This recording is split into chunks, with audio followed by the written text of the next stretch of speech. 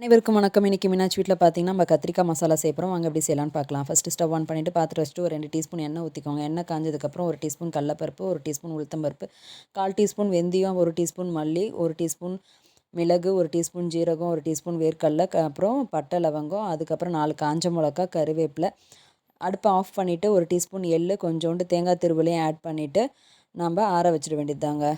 அதுக்கப்புறமா நம்ம மிக்சியில் போட்டுட்டு பவுடர் பண்ணி எடுத்துக்க வேண்டியது தான். வாங்க எப்படி செய்யலான்னு பார்க்கலாம். ஃபஸ்ட்டு ஸ்டவ் ஆன் பண்ணிவிட்டு வானலில் வச்சுட்டு நல்லெண்ணெய் ஆட் பண்ணிக்கோங்க. எண்ணெய் காஞ்சதுக்கப்புறம் நம்ம ஃப்ரெஷ்ஷாக கட் பண்ணி வச்சுருக்க கத்திரிக்காவை ஆட் பண்ணிவிட்டு கொஞ்சோண்டு மஞ்சத்தூள், உப்பு தேவையான அளவுக்கு ஆட் பண்ணிவிட்டு கருவேப்பிலையும் ஆட் பண்ணிவிட்டு நல்லா வதங்க விடுங்க. நல்லா வதங்கினதுக்கப்புறம் நம்ம அரைச்சி வச்சுருக்க பவுடரையும் ஆட் பண்ணிவிட்டு கொஞ்சோண்டு தேவையான அளவுக்கு தண்ணியை ஆட் பண்ணிவிட்டு நல்லா மிக்ஸ் பண்ணிவிட்டு மூடி வச்சுருங்க.